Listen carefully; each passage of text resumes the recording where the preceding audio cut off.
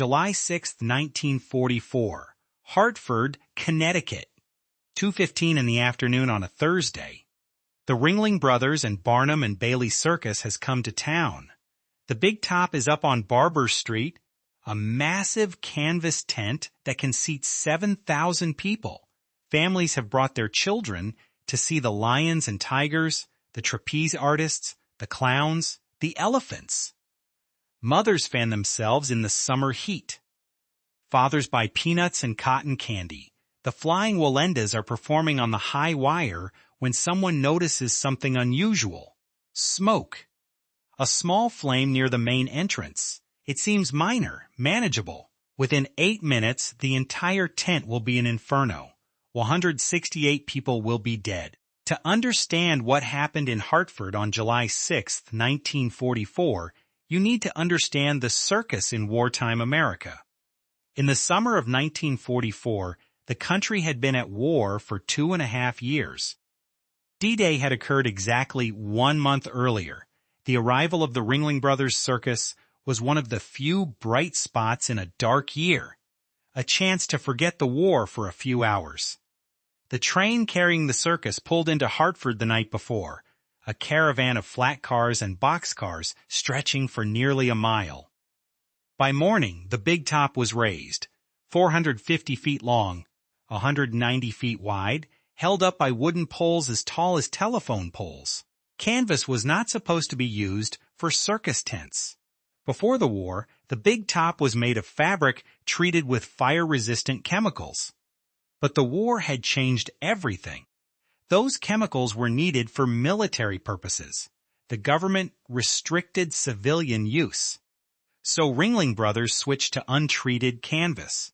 They also waterproofed it with a mixture of paraffin wax dissolved in gasoline. Paraffin wax dissolved in gasoline. The same combination of chemicals that makes a candle burn was painted across 450 feet of canvas suspended over 7,000 people.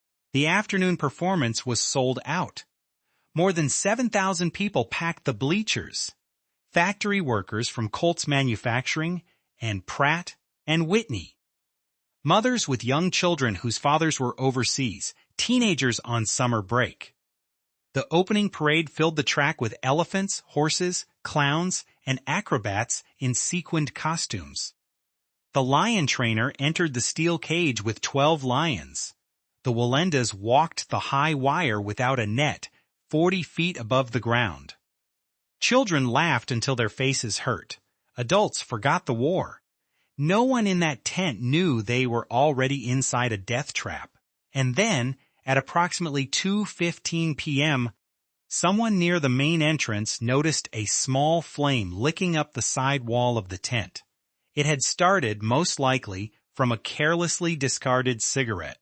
The band, on the orders of the ringmaster, struck up Stars and Stripes Forever, the circus's traditional emergency signal. But the flame did not stay small. The paraffin and gasoline waterproofing ignited like a torch. The fire spread across the canvas roof at a speed that defied belief.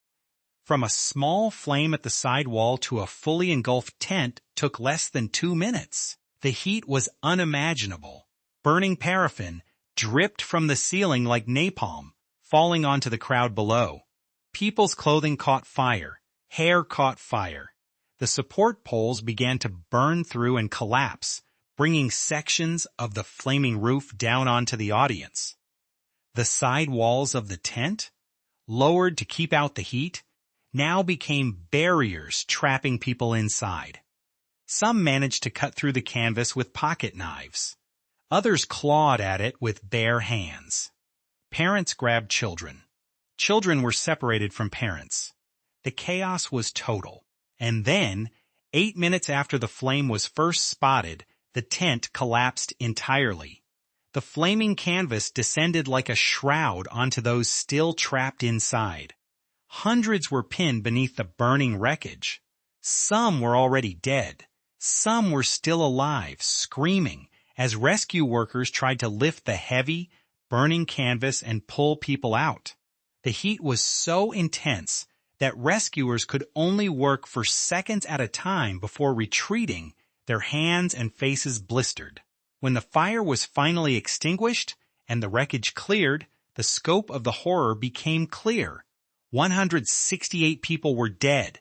More than 700 were injured. Approximately 100 of the dead were children. Many bodies were burned beyond recognition. Bodies were found still sitting in their seats, parents huddled over children. One of the victims, a young girl whose body was never claimed, was buried as Little Miss 1565, the number assigned to her in the morgue. For decades, her identity remained a mystery.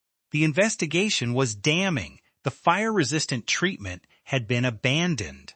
The paraffin gasoline waterproofing had turned the tent into a bomb. The exits were inadequate.